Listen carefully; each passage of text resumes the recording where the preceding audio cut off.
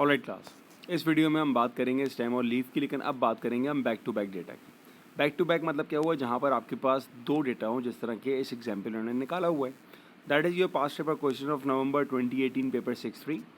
आपके पास दो डेटा है, one is annuals and one is brackens. You need to draw the back to back stem and leaf diagram to represent this information with anvils on the left hand side of the diagram and brackets on the right hand side।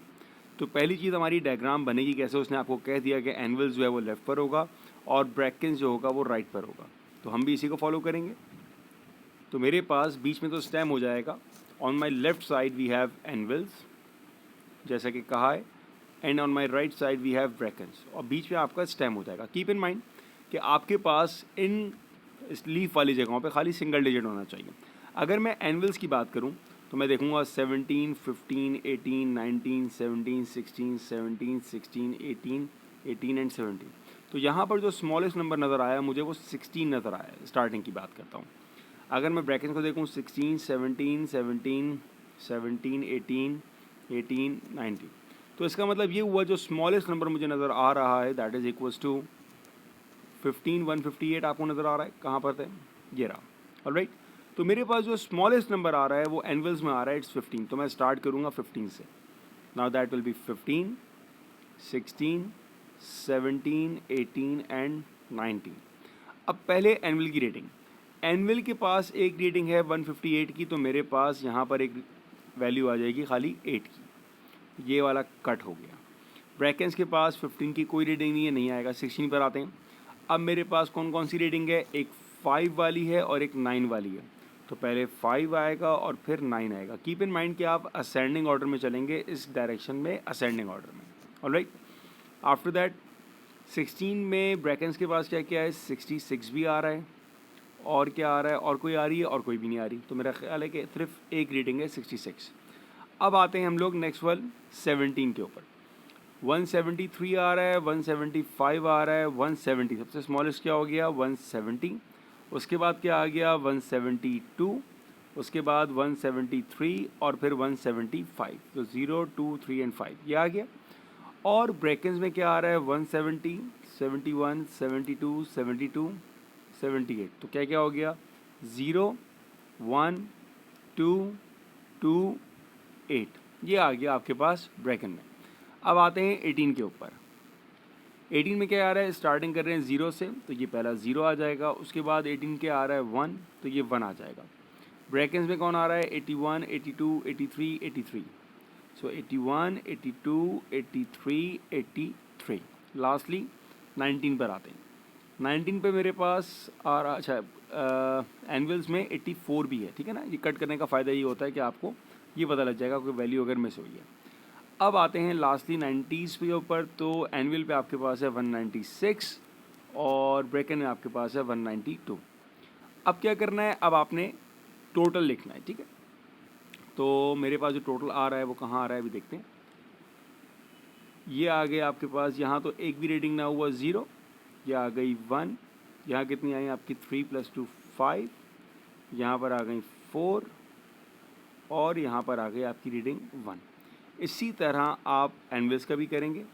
यहाँ पर I reading 1, यहाँ पर I reading 2, ये जगह थोड़ी कम पड़ गई, लेकिन यहाँ पर रीडिंग कितनी आ रही है 4, यहाँ पे कितनी रीडिंग आ रही है 3 और लास्टली मेरे पास आ गया 1।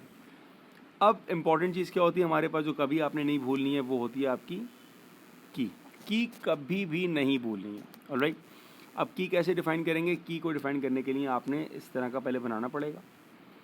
अब कीप इन माइंड कोई भी आप एक वैल्यू उठा लें, कोई भी एक वैल्यू, मान लीजिए कि मैं ले लेता हूँ, इसको ले लेता हूँ 180 एंड 1, ऐसे ही लिखेंगे हम, ठीक है। मैंने कहा यहाँ पर आएगा 180 एंड 1।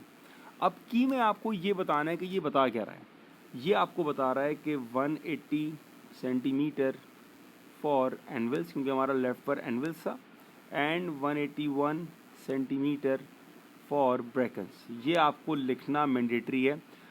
ये आपका पूरा की कंप्लीट हो गया, पूरा स्टेम एंड लीफ आपका कंप्लीट हो गया। ये आपके 4 मार्क्स आ गए। ऑलराइट, कोई चीज़ इसमें रह नहीं गई। आपने लेबलिंग कर दी, आपने स्टेम अलग बना दिया, आपने की लिख दी, टोटल लिख दिया, आपने सब चीज़ें कंप्लीट कर दी आपने। ये आपका स्टेम लीफ कंप्लीट हो गया। अब आते हैं इसके पार्ट 2 पर। पार्ट 2 जहाँ पर आपने फाइंड करना है मीन एंड इंटरकोटाइल, लेकिन खाली आपने एनविल्स को फाइंड करना है, ठीक है। अब मीन निकालने का फॉर्मूला हमारे पास सेम होता है, सॉरी मीडियन।